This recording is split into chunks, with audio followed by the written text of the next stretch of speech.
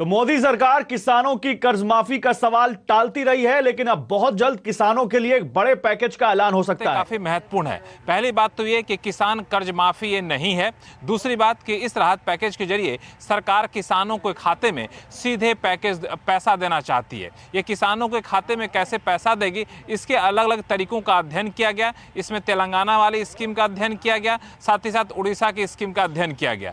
अब जो नया पैकेज तैयार किया गया है उसमें दोनों स्कीम की आपको झलक देखने को मिल सकती है।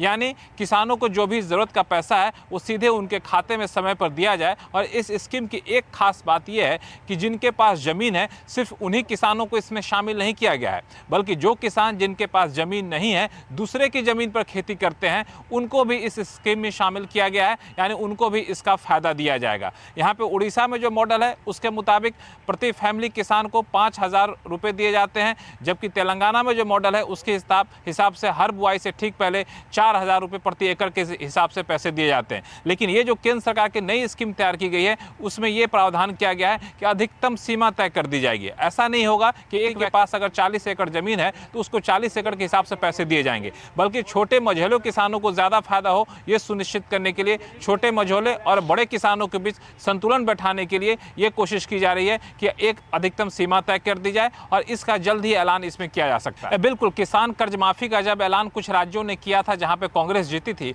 उसके बाद सरकार इस फैसले का ईंट का जवाब पत्थर की तलाश रही थी। लेकिन किसान कर्ज माफी से बड़ा सरकार कुछ नहीं कर सकती थी, न तो किसान कर्ज माफी सरकार करना चाहती थी, क्योंकि इसका श्रेय भी कांग्रेस को ही जाता है। इसलिए आपने देखा कि पिछले दिनों सरकार ने सवर्णों को 10% आरक्षण देकर के एक मास्टर स्ट्रोक चला, लेकिन किसानों को सरकार छोड़ना नहीं चाहती। इसलिए किसानों को भी सरकार एक राहत पैकेज देना चाहती है। इसलिए किसान कर्ज माफी तो नहीं, लेकिन सीधे उनके खाते में पैसा पहुंचे ये सुनिश्चित करना चाहती है। और महत्वपूर्ण बात यह है कि इस स्कीम को सरकार इस तरीके से लागू करना चाहती है कि चुनाव से पहले कम से कम एक किस्त पैसे का किसानों के खाते में चला जाए। ऐसा नहीं कि हम सिर्फ चुनाव से पहले स्कीम का ऐलान कर दें, बल्कि स्कीम का ऐलान भी करें और इसके साथ ही किसानों के खाते में पैसा चला जाए चुनाव से पहले, यह भी सरकार सुनिश्चित करना चाहती है। इसलिए किसानों के खाते के डिटेल अलग अलग जरिए से सरकार जुटा भी रही है, ताकि जैसे ही स्कीम लागू हो तुरंत किसानों को इसका फायदा मिलना शुरू हो जाए और सरकारी खरीद की कीमत से कम में भी अगर किसान बेचते हैं तो उसकी भरपाई की जा सके।